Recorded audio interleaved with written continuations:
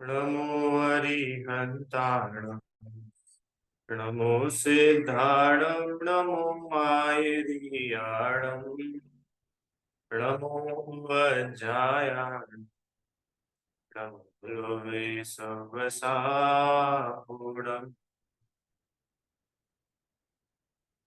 मोक्षमार्गस्य नेतारं वेत्तारं कर्मभूभृतां ज्ञातारं विश्वतत्त्वानां वन्दे तद्गुणलब्धये।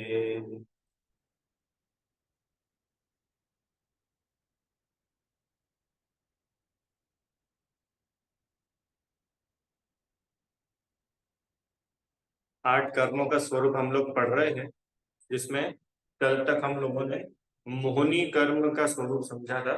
मोहनी कर्म क्या होता है, एक बार शॉर्ट रिवीजन करते हैं, फिर अपन आगे चलेंगे। मोहनी कर्म के दो भेद हमने देखे थे, दर्शन मोहनी और चारित्र मोहनी। जो श्रद्धा गुण के विपरीत परिणमन में निमित्त है वह दर्शन मोहनी कर्म कहलाता है, और जो चारित्र गुण के विपरीत परिणमन में निमित्त है वो चारित्र मोहनी कर्म कहलाता है। दर्शन मोहनी कर्म ये तीन प्रकार का होता है, सम्यक, मिथ्यात्व और सम्यक मिथ्या। तो इसको अपन डिटेल में नहीं समझेंगे, पर फिर भी इतना समझ सकते हैं कि सम्यक्त्व जो है उसका दर्शन मोहनी कर्म का उदय होता है, तो उसके उदय से जीव के सम्यक दर्शन का मूल घात नहीं होता है पर दोष लगता है। मिथ्यात्व कर्म के उदय से क्या होता है कि जिसके उदय से अतत्व श्रद्धा हो वो मिथ्यात्व नाम का उदय, और सम्यक मिथ्यात्व माने जिसके उदय से मिश्र परिणाम हो, अर्थात तत्व अतत्व दोनों रूप से श्रद्धान हो। ऐसे श्रद्धा संबंधी जो आत्मा के गुणों को घात पहुंचाता है वह दर्शन मोहनी कर्म कहलाता है। और जो चारित्र मोहनी कर्म है, ये चारित्र मोहनी कर्म 25 प्रकार का होता है। 16 कषाय और 9 नो कषाय। ये जो कषाय भाव होते हैं, कषाय के परिणाम हमें होते हैं, ये सब चारित्र मोहनी कर्म के निमित्त से जानना चाहिए। 16 कषाय कौन कौन सी? कि क्रोध, मान, माया, लोभ, इन चारों की चार चार चार चार। तो अनंतानुबंधी क्रोध, अनंतानुबंधी मान, अनंतानुबंधी माया, अनंतानुबंधी लोभ। ऐसे ही अप्रत्यक्षानुवरण क्रोध मान माया लोभ, फिर प्रत्याख्यान क्रोध मान माया लोभ, फिर संज्वलन क्रोध मान माया। ऐसे 16 प्रकार की कषाय और 9 प्रकार की नो कषाय। हास्य, रति, अरति, शोक, भय, जुगुप्सा, स्त्री वेद, पुरुष वेद और नपुंसक वेद। हास्य माने जिसके उदय से जीव को हंसी आती है, अपने को हंसी आती है ना, हंसने का भाव होता है, वह हास्य कषाय क्या है। जिसके उदय से देश आदि में उत्सुकता हो, माने उत्सुकता का परिणाम प्रसन्नता का भाव, वह रति कहलाता है। द्वेष का भाव वह अरति कहलाता है। शोक माने जिसके उदय से इष्ट वियोग होने पर दुख होता है, वह शोक कहलाता है। जिसके उदय से चित्त में घबराहट होती है, वह भय नाम की कषाय कहलाती है। जुगुप्सा माने जिसके उदय से अपने दोष छुपाने व पर के दोष प्रकट करने का भाव होता है, ये जुगुप्सक भाव कषाय कहलाता है। तथा जिसके उदय से पुरुष में रमने का भाव होता है वह स्त्री वेद, जिसके उदय से स्त्री से रमने का भाव होता है वह पुरुष वेद, और जिसके उदय में स्त्री पुरुष दोनों से रमने का भाव होता है वह नपुंसक वेद कहलाता है। अभी जो अनंतानुबंधी आदि चार थी, इनके बारे में भी अपन ने समझा था कि ये अनंतानुबंधी कषाय जो है ये तो सीधे मिथ्यात्व के साथ होती है, माने इसके उदय में जीव को सम्यक्त्व नहीं होता। अच्छा, ये समझना चाहिए कि जब शुरू की कषाय है तो उसके आगे की कषाय भी जीव को होगी ही हो। माने अगर किसी को अनंतानुबंधी कषाय है, इसका मतलब ये नहीं है कि उसकी अप्रत्यक्षानावरण कषाय चली गई हो, नहीं। सबसे पहले अनंतानुबंधी है तो माने आगे की तीन भी रहेगी, फिर अनंतानुबंधी का अभाव हुआ तो फिर अब ये तीन है। अप्रत्यक्षानावरण का फिर अभाव होता है, फिर दो कषाय बचती है। फिर प्रत्यक्षानावरण का भी अभाव हुआ तो अब एक ही कषाय बची। आपने सुना होगा मुनिराज को तीन कषाय चौकड़ी का अभाव होता है। माने ये अनंतानुबंधी, अप्रत्याख्यान और प्रत्याख्यान, ये तीन और इनकी कषाय, ऐसे ये 12 प्रकार की कषाय मुनिराज के होती नहीं। ठीक है। अप्रत्याख्यानावरण कषाय से क्या होता है कि देश चारित्र का घात होता है, किंचित भी त्याग नहीं होने दे, ऐसे जीव के भाव परिणाम होते हैं। प्रत्याख्यानावरण कषाय कि इसके उदय में होने से जीव पूर्ण त्याग नहीं कर पाता, और संज्वलन कषाय कि इसके उदय होने से जीव के वीतरागता नहीं प्रकट हो पाती, यथाख्यात चारित्र का घात। ठीक है। इस प्रकार से ये हमने मोहनी कर्म के भेद देखे थे। अब आज की क्लास में अपन लोगों को मोहनी कर्म के आश्रव के कारण, ये जो मोहनी कर्म है, देखो अभी तक अपने को इतना तो समझ में आ ही जाना चाहिए कि आठों ही कर्मों में अगर सबसे ज्यादा भयंकर, खतरनाक, दुष्ट कोई कर्म है तो वो ये मोहनी मोह है, क्योंकि इस मोह की वजह से ही ये जीव संसार में अनादि काल से भटक रहा है। इसलिए ये मिथ्यात्व ही एक ऐसा शत्रु है। इसके लिए कुंद आचार्य देव ने भी, अमृतचंद्र आचार्य देव ने भी क्या लिखा कि मैं मिथ्यात्व की सेना पर विजय प्राप्त करने के लिए अपनी कमर कसता हूँ। उन्होंने यूं नहीं लिखा कि मैं ज्ञानावरणी को जीतने के लिए अपनी कमर कसता हूँ, या अंतराय कर्म को जीतने के लिए अपनी कमर कसता हूँ, कि ये तो सब बहुत छोटे मोटे हैं। सब कर्मों का राजा है मोह। देखो कितनी गजब बात है, सबसे ज्यादा शक्तिशाली भी मोह कर्म, और सबसे पहले नाश भी इसी का होता है। घातिया कर्म होते हैं ना चार, उन चार घातिया कर्मों में ही मोह का नाश सबसे पहले होता है, दर्शन मोह का। ठीक है। तो अब ये दर्शन मोह, चारित्र मोह, ये कर्म बंध आश्रव कैसे होता है, अपने को ये समझना बड़ा जरूरी है, क्योंकि हम इसी कर्म की वजह से बहुत परेशान, बहुत दुखी है। जीव के दुख का मूल कारण कर्म बंधन है ना, तो कर्म बंधन में भी मूल कारण है दुख का मोह, मोह राग द्वेष। मोह राग द्वेष को एक शब्द में मोह बोल देते हैं। तो अब ये मोहनी कर्म का आश्रव होता कैसे है, ये अपने समझने की बड़ी आवश्यकता है। ठीक है। चलिए इसको शुरू करते हैं अपन। दर्शन मोहनी कर्म के आश्रव के कारण। ठीक है। देखो क्या लिखा, केवली शुद्ध संघ धर्म और देवों का अवर्णवाद दर्शन मोहनी कर्म के आश्रव का कारण। ये बड़ा गंभीर विषय है ये, एक एक करके समझते हैं। अवर्णवाद लिखा ना, अवर्णवाद करना, ये अवर्णवाद का मतलब क्या होता है रुचि आंटी? अवर्णवाद, इसका मतलब कि गुणवान और महत्वशालियों में अपनी बुद्धि और हृदय की कलुषता के कारण अविद्यमान दोषों का उद्भव कराना। माने उसमें वो दोष तो नहीं है, पर अपने को उसके प्रति द्वेष है। हम्म, अपनी बुद्धि मलिन है, या अपने मन में उनके प्रति कलुषता का भाव है। तो जो दोष किसी में नहीं हो, फिर भी वो दोष उनमें बोलना, बताना, ये अवर्णवाद करना है। देव शास्त्र गुरु की अविनय करना। हम्म, देव शास्त्र गुरु, अभी इसमें आया था ना, केवली श्रुत संघ धर्म देव, इनका अवर्णवाद करना, माने इनमें दोष नहीं है, फिर भी अपनी कषाय की वजह से, या उनको नीचा दिखाने के लिए, अपने को बड़ा दिखाने के लिए, इन जैसे पूज्य पुरुषों में भी दोष लगा देना, जिनमें दोष नहीं है फिर भी उनमें दोष लगाना, यह अवर्णवाद करना। केवली कौन कहलाते हैं कि जो इंद्री और क्रम के व्यवधान से रहित ज्ञान वाले हैं, माने जो केवली भगवान सर्वज्ञ देव है, जो केवल ज्ञानी है वे केवली कहलाते हैं। तो ऐसे केवली भगवान के का अवर्णवाद करना, ये क्या कहलाता है? दर्शन मोहनी का आश्रव का कारण। अब प्रश्न कि भैया केवली भगवान का अवर्णवाद कैसे होता है, बोलो बताओ। केवली भगवान का अवर्णवाद कैसे होता है, सोचो।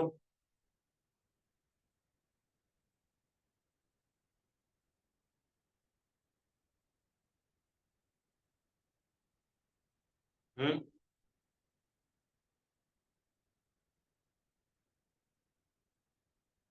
केवली भगवान होते हैं ना, केवली भगवान की आज्ञा नहीं मानना, केवली भगवान के बताए मार्ग को नहीं, पर नहीं चलना, उल्टा उनके द्वारा बताए हुए मार्ग को झूठा बताना।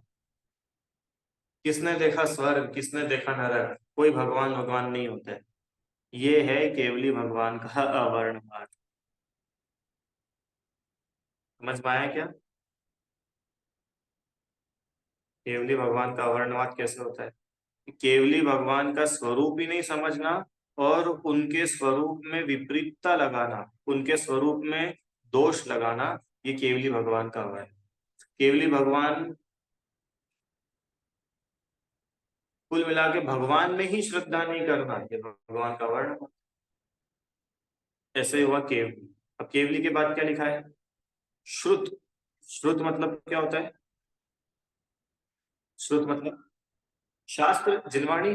केवली भगवान द्वारा कहा गया और गणद्वार द्वारा अवधारित, वह श्रुत कहलाता है। ऐसे जिनवाणी की अभिनय करना, जिनवाणी को झूठा ठहरा देना, इससे दर्शन मोहनी कर्म का बंध होता है। और छोटा मोटा मत समझना, ये दर्शन मोहनी ही हमारे अनादि संसार का कारण है, हमारी विपरीत बुद्धि। ये पढ़ के आए थे ना अपन, दर्शन मोहनी का काम क्या है? मिथ्यात्व भाव होता है। हम्म।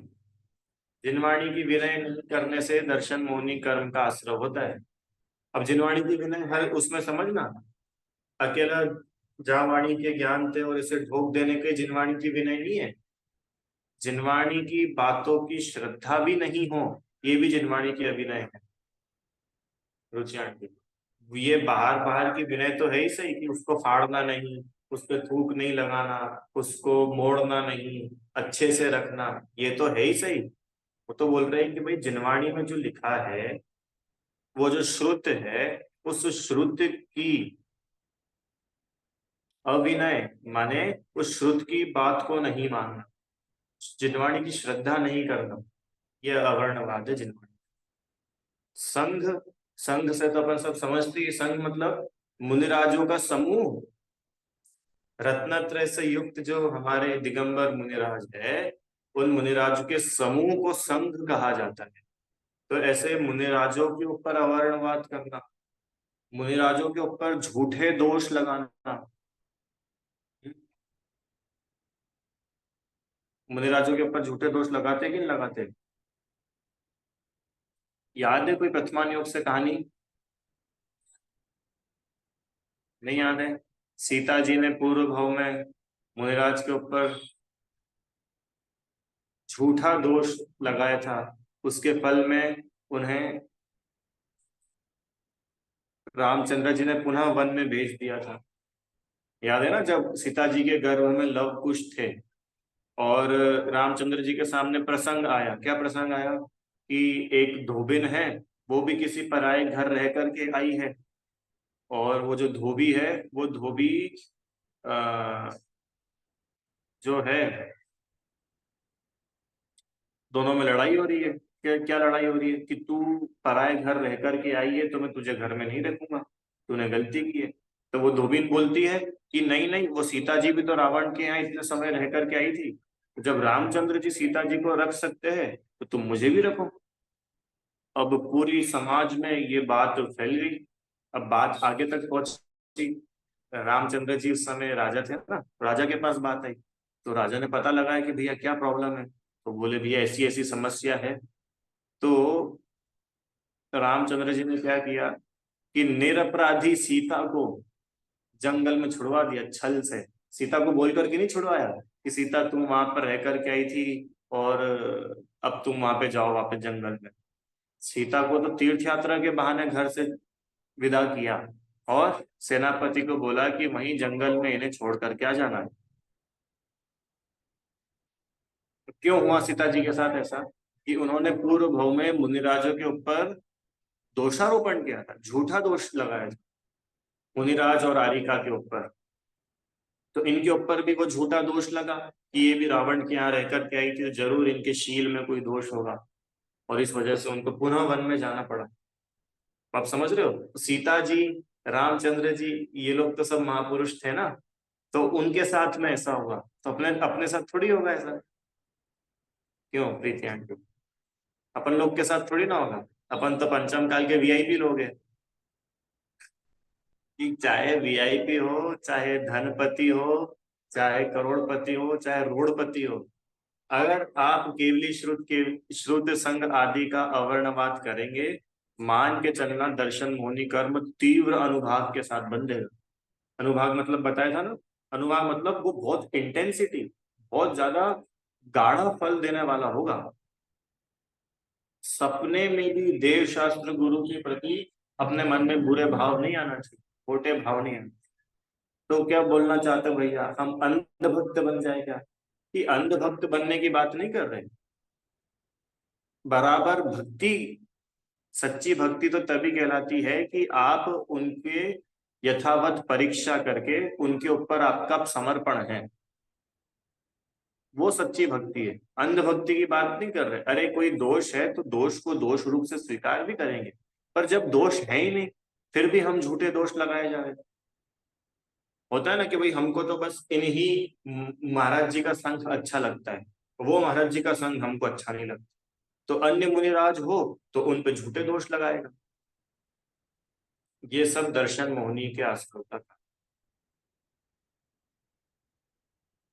आगे, अहिंसा आदि लक्षण वाला जो धर्म है, उस धर्म का वर्णवाद कर, धर्म की श्रद्धा नहीं करना, धर्म की विनय नहीं करना, धर्म में बताई गई बातों को नहीं स्वीकारना, धर्म की अप्रभावना करना, ये धर्म का अवर्णवाद कहलाता है। और अंतिम देव, देव गति के जीवों को देव कहते हैं। ऐसे देवों का भी अपमान आदि करना, उससे भी दर्शन। पुनः अपमान करना वो भी, और जितना सम्मान देने लायक है उतना ही सम्मान देना। उनकी मूर्ति बना बना के उनको पूजने की आवश्यकता नहीं है। स्वर्ग के जो देवी देवता है, ये पूजा करने योग्य नहीं है। स्पष्ट आचार्य देव की आज्ञा है कि पूजा सिर्फ संयम की ही होती है।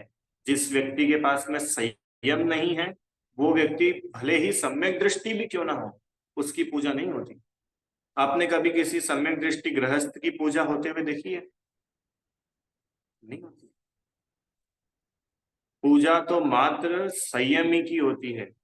संयमी मतलब जिन्होंने दर्शन मोह का तो नाश किया ही है, साथ ही साथ चारित्र मोह का भी जिनके अभाव हुआ है, वे पूज्य होते हैं।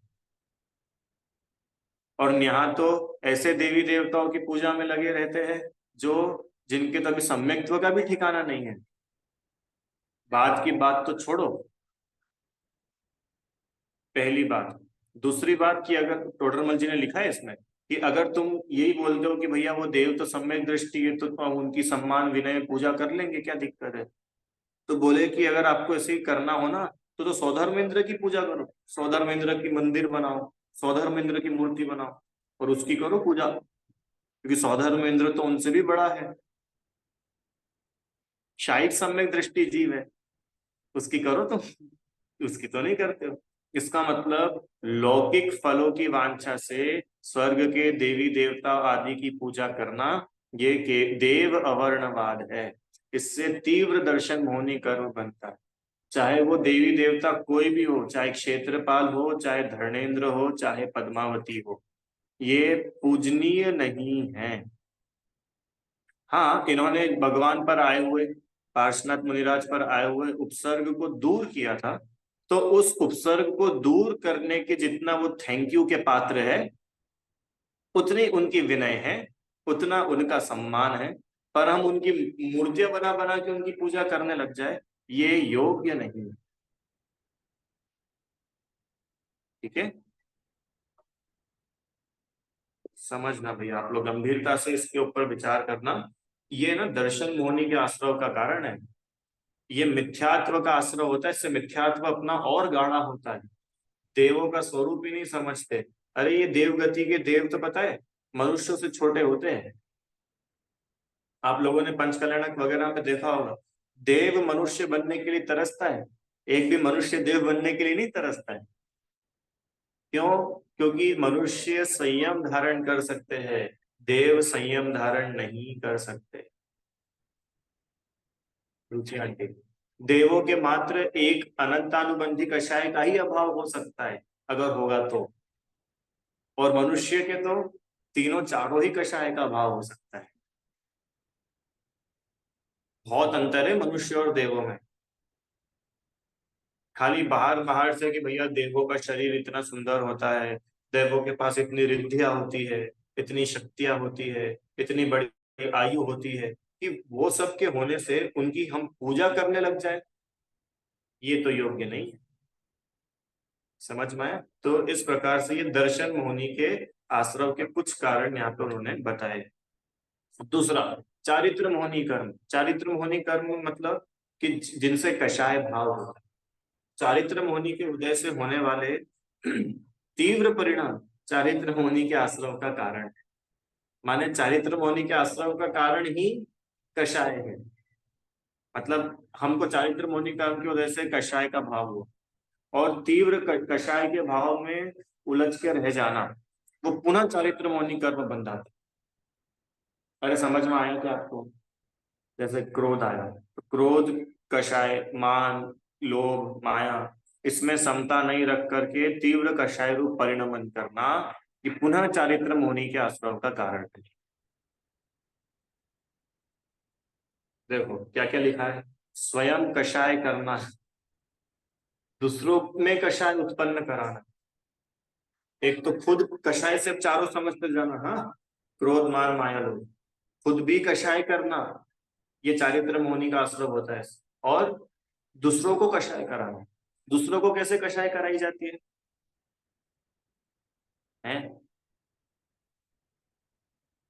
जानबूझ करके ऐसा काम करना कि उनको गुस्सा आ जाए। तो अपन ने उनको गुस्सा कषाय करवाई ना, अपने निमित्त से ही तो जीव ने कषाय करी। तो कभी ऐसे काम नहीं करना जिससे दूसरे को गुस्सा आए, दूसरे के परिणाम अपने वजह से बिगड़े, ऐसे काम नहीं कर। अरे आप लोगों को समझ आ रहा है कि नहीं?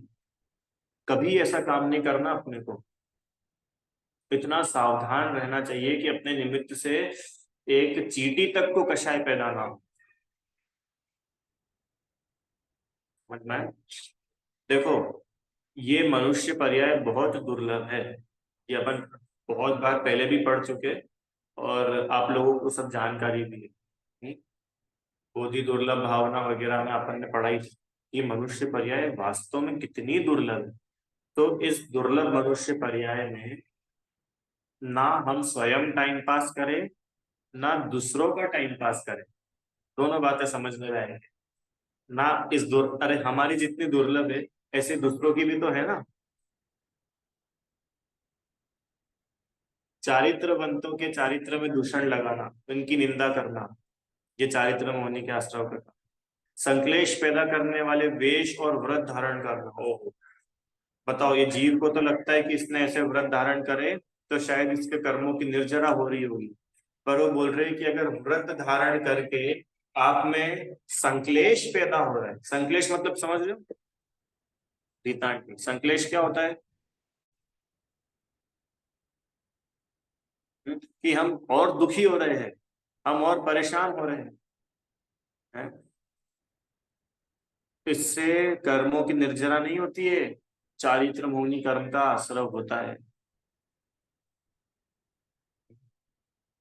ऐसे वेश धारण करना, वेश धारण करना मतलब कि शक्ति तो है नहीं और मुनि बन गए। हम्म? और अब रोज रोज अपने आप को कोसते रहते हैं, कहाँ से मुनि बन गए, क्या कर ले हैं, बड़ी ठंड लगती है, एक बार भोजन करना पड़ता है, अंतराई भी आ जाता है, हम तो बड़े परेशान हो जाते हैं।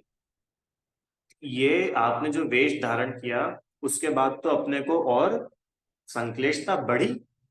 तो संक्लिष्टता बढ़ाने वाले अगर ऐसे वेश धारण किए हैं, तो ये चारित्र मुनि के आश्रव का कारण है। ऐसे ही व्रत आदि कितने ही जीव ऐसे होते हैं जो देखा देखी में अथवा भावुकता में आकर के व्रत ले लेते। व्रत ले लेते मतलब एक तो वो बड़े बड़े व्रत, और नहीं तो छोटे छोटे व्रत, छोटे छोटे मतलब क्या क्या होते हैं ना, महिलाएं करती है। तो रविवार के व्रत होते हैं, और चारित्र शुद्धि के व्रत होते हैं, और नमोकार मंत्र के व्रत करते हैं, और भक्तामर के व्रत करते हैं, और ढेर सारे होते हैं। तो इनको क्या लगता है कि हम ऐसे व्रत करेंगे तो इससे हमारे कर्मों की निर्जरा हो। तो कर्मों की निर्जरा तो होगी अगर आप प्रसन्नता पूर्वक करोगे तो। और अगर उन्हीं व्रतों के करने में हमको संक्लेशता हो रही है तो आप कर्मों का आश्रव कर रहे हैं। हम्म? आपको सिर्फ एक टारगेट पूरा करना है कि भैया 1234 व्रत करना है? तब वो 1234 की गिनती ही पूरी करनी है अकेली, तो संक्लेश होगा। हम्म? इतनी सी कहने की बात है कि हम मात्र बाहर की चीजों में ना उलझ करके वो व्रत का उद्देश्य समझे। हम वो व्रत कर क्यों रहे हैं प्रीतियान, हमको क्या जरूरत है उस व्रत को करने की। तो जब अपने को सच्ची में उसकी जरूरत महसूस होगी तो अपना वो व्रत सक्सेस होगा, सार्थक होगा। और नहीं तो आप इतने संक्लेश में जाओगे, इतने संक्लेश में जाओगे, परेशान हो जाओगे, स्वयं भी परेशान होगे, घर वालों को भी करोगे।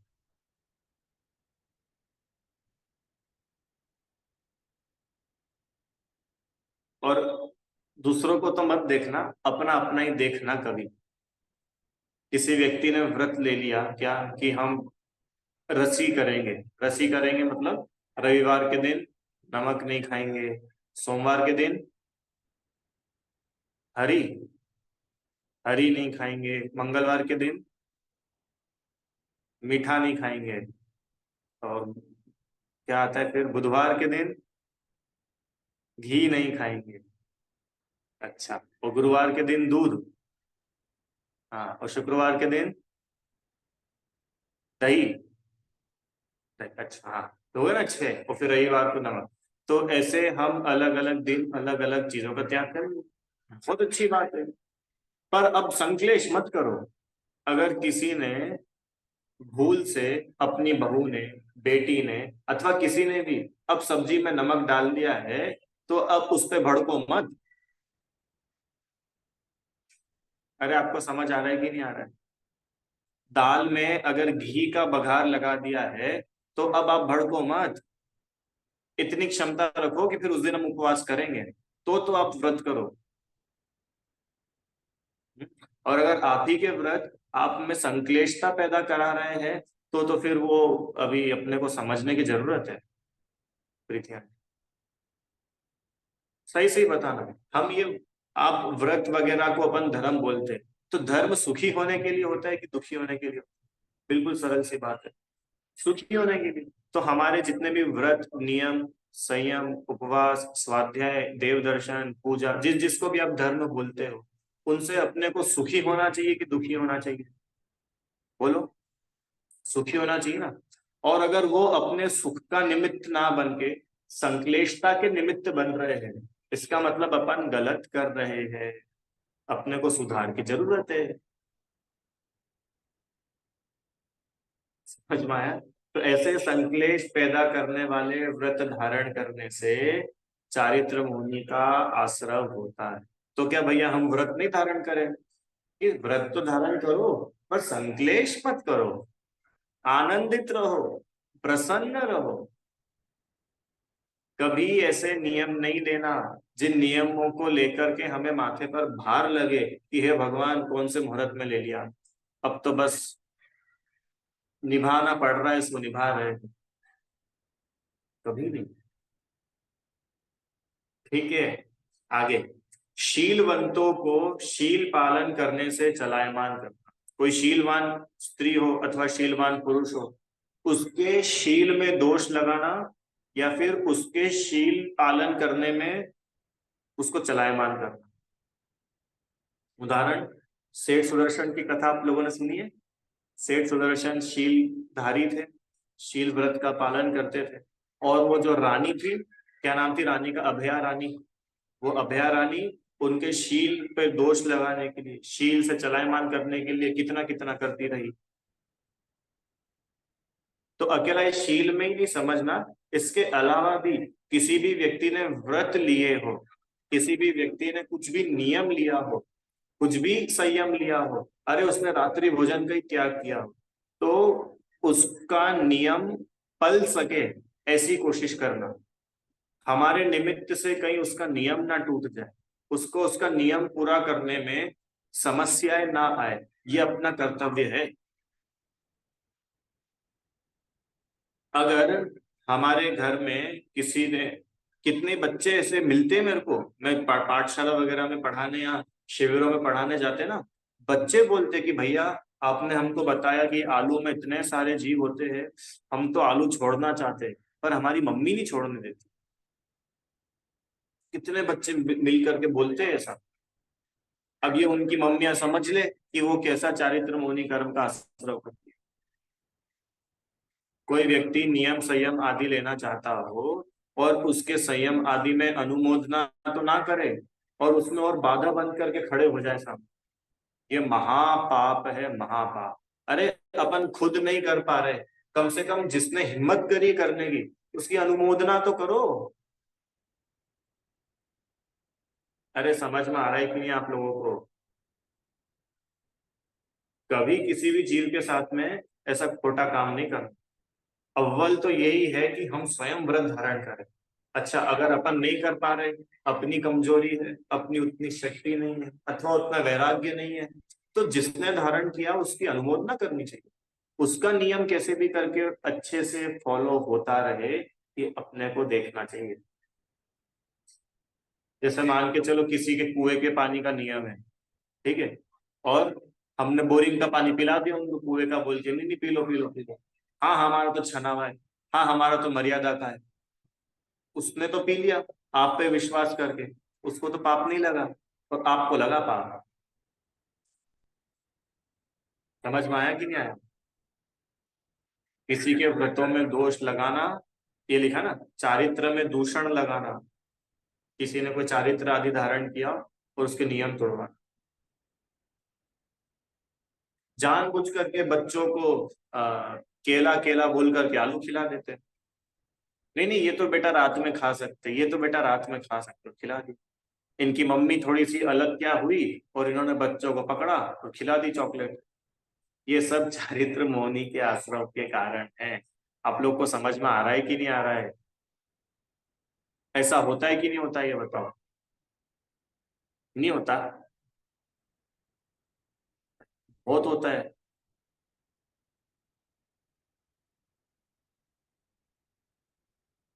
समझ में आया? तो शीलवंतों को शील पालन करने से चलायमान, ऐसे उनके शील में दोष लगे ऐसी चीजें उनको दिखा देना, ऐसी चीजों जगहों पर उनको ले जाना, ऐसे चित्र उनको दिखाना, ऐसी मूवीज उनको दिखाना, ऐसी बातें उनको सुनाना कि जिससे उनके शील में दोष लगने की संभावना हो गई, ये चारित्र मोहनी के आश्रम पर।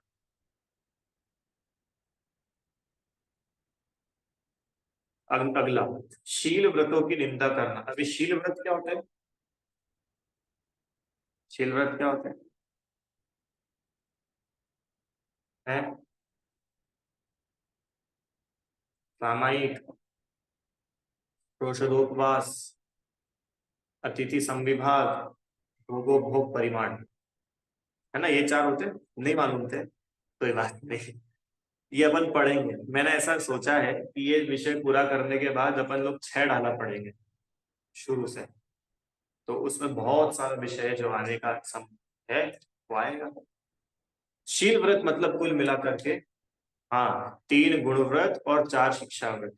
देखो क्या है, श्रावक होता है ना, श्रावक, तो श्रावक भी व्रत धारण करता है, मुनिराज भी व्रत धारण करते हैं, पर दोनों में अंतर ये है कि श्रावक पार्शियल, छोटे या थोड़े व्रत धारण करता है और मुनिराज पूरे व्रत धारण करते हैं, है ना। जैसे मुनिराज ने 5 पापों का पूर्ण रूप से त्याग किया, श्रावक ने 5 पापों का एक देश त्याग किया, थोड़ा त्याग किया, है ना।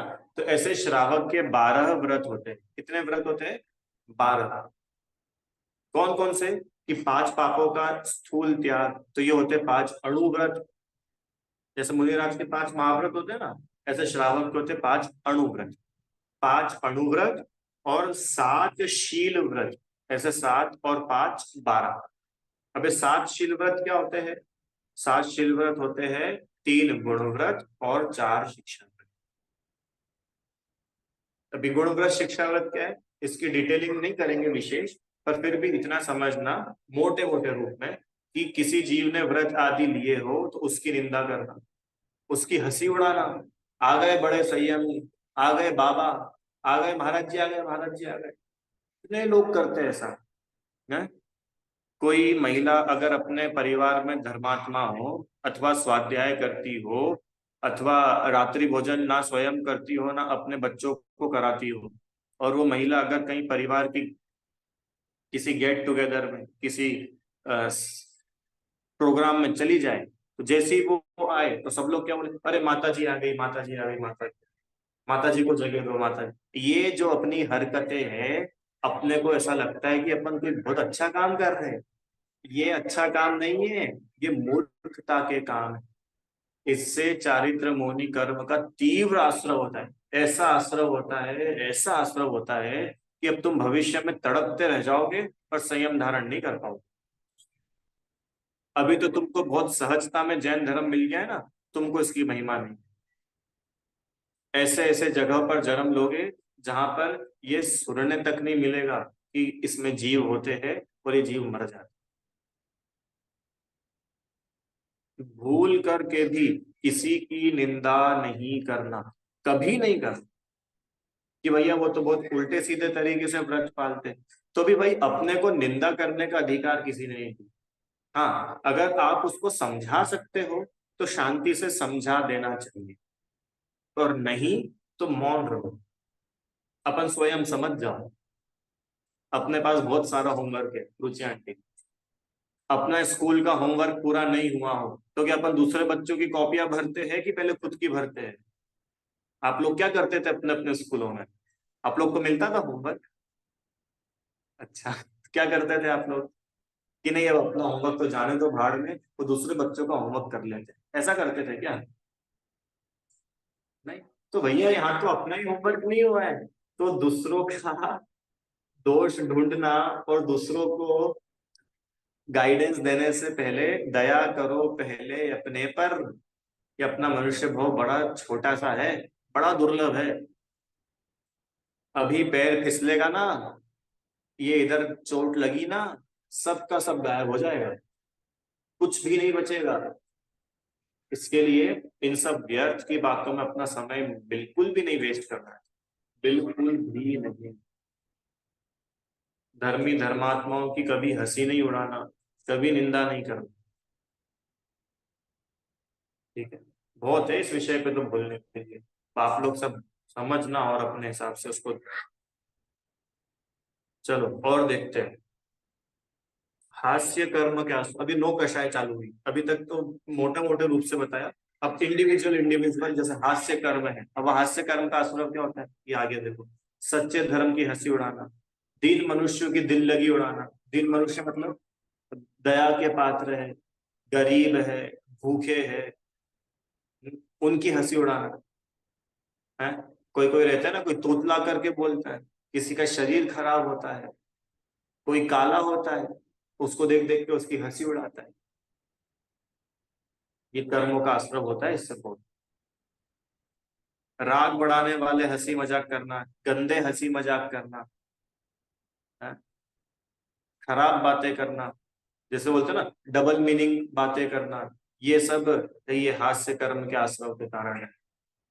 और देखो, बहुत बकने और हंसने की आदत रखना। ठीक है? नाना प्रकार की क्रीड़ाओं में लगे रहना, व्रतशील के पालन में अरुचि रखना, अन्य को कष्ट दूर, अन्य का कष्ट दूर न करना है वैसे, है ना? इस प्रकार से ये रति कर्म के आश्रम।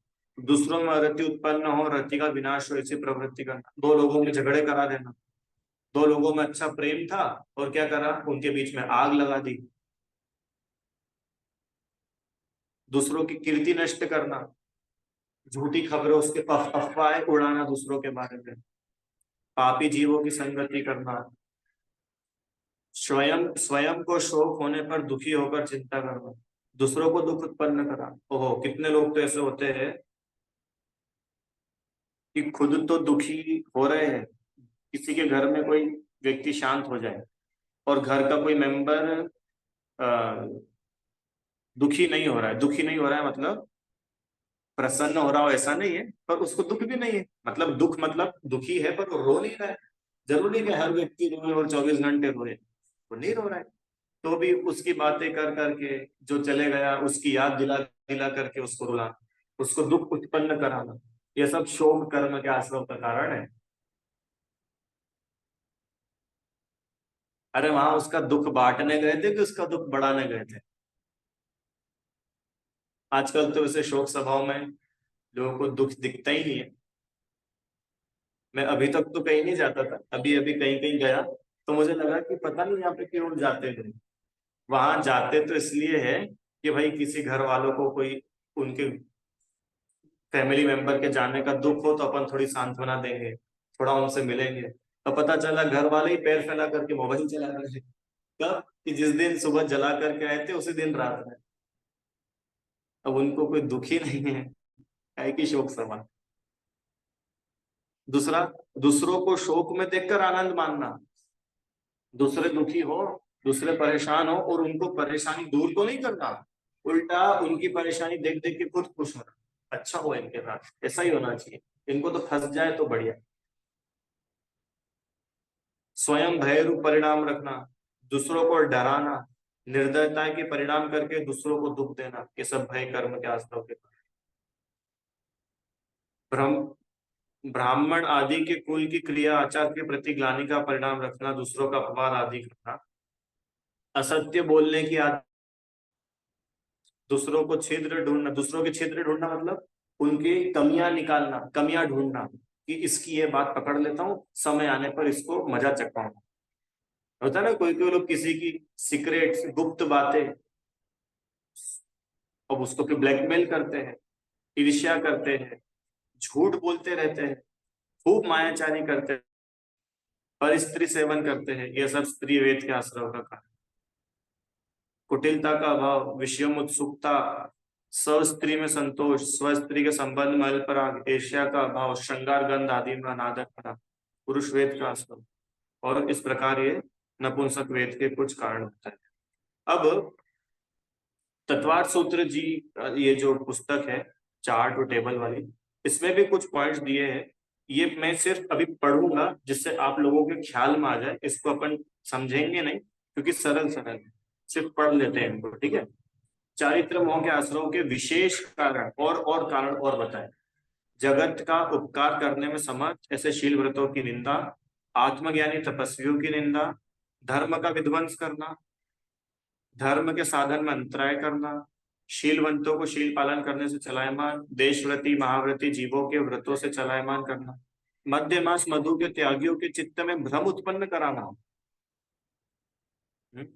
जैसे कोई कोई लोग होते हैं ना कि वो उनके मजे लेने के लिए करते हैं। वो व्यक्ति ने जैसे मान लो सबसे पूछ कर कि भैया ये अच्छा है ना, शुद्ध है ना, हम खा लें, और बस वो खाए, वो बोले अरे नहीं नहीं ये तो वो वाला था, तुमको हमने दूसरा दे दिया था। वो व्यक्ति तो घबरा गया कि यार हमने तो पूछ के खाया था और ये मजाक कर रहा है, ऐसे उनके चित्त में भ्रम पैदा करा है। इससे चारित्र मोहनी का असर, चारित्र में दूषण लगाना, क्लेश रूप लिंग धारण करना, व्रत धारण करना, मूर्खता पूर्ण हंसना। हम्म, ये तो पढ़ ली अपन ने। ब्राह्मण क्षत्रिय वैश्य और शूद्र के कुल की क्रिया आचार के प्रति ग्लानि रखना। कोई जीव हो, मान लो उसका काम ही स्वीपर का है, उसका काम ही गटर नाली साफ करने का है, तो उससे घृणा करना, उससे ग्लानि करना, ऐसे कार्य से जुगुप्सा कर्म का आश्रम। इस प्रकार से ये प्रबल क्रोध मान माया लोभ के परिणाम रखना, अनंग क्रीड़ा करना, शीलवंतों पर उत्सर्ग करना, धृति जीवों को दुखी करना, गुणवानों की निंदा करना, दीक्षा ग्रहण करने वालों को दुख देना, कितने सारे बाप रे। माने ये एक एक कारण अभी तो सिर्फ अपन सिर्फ रीड कर रहे हैं। आप एक एक पर विचार करें तो पता चलेगा कि हम कितने काम दिन भर में ऐसे करते रहे। हाँ?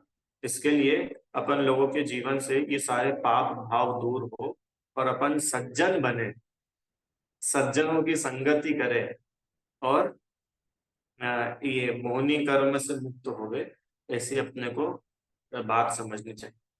ठीक है, अब कोई प्रश्न है आप लोगों को तो आप लोग पूछ सकते हैं। कल हम लोग जो है ये चार घातीय कर्मों की चर्चा पूरी हो गई है। कल से अघाती कर्म की चर्चा प्रारंभ करेंगे। अघाती कर्म कौन कौन से थे? वेदनी, आयु, नाम, गोत्र। ठीक है, तो ये चारों कर्मों के उदय से क्या क्या होता है, इनके क्या क्या भेद है, और इनके आश्रव के क्या क्या कारण है, वो चर्चा अपनी और बची। ठीक है, तो प्रश्न किसी को? आप लोग को समझ में आ रहा है कि नहीं आ रहा है भाई? जिन लोग के वीडियो बंद है, आप लोग अगर चैट में भी लिख के बता दो तो मेरे को संतोष तो हो। ये तो पता चले कि आपको समझ में भी नहीं आता हो और आप पूछते भी नहीं हो, तो वो सिर्फ एक फॉर्मेलिटी का स्वाध्याय हो जाएगा।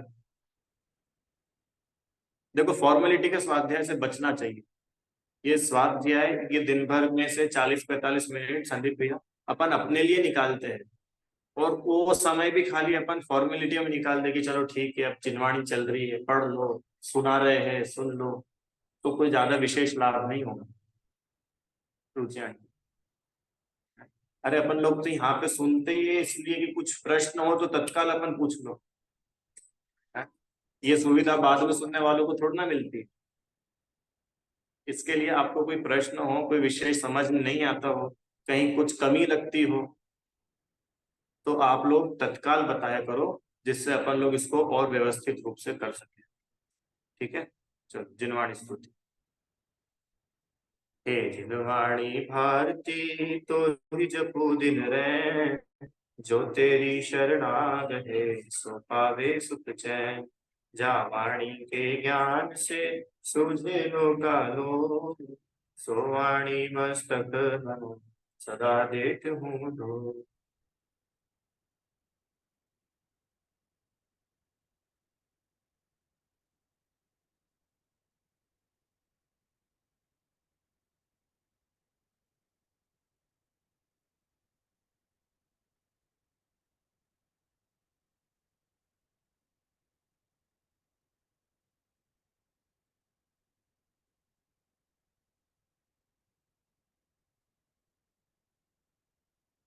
जय बोलिए द्वादशांग मई जिनवाणी माता की जय।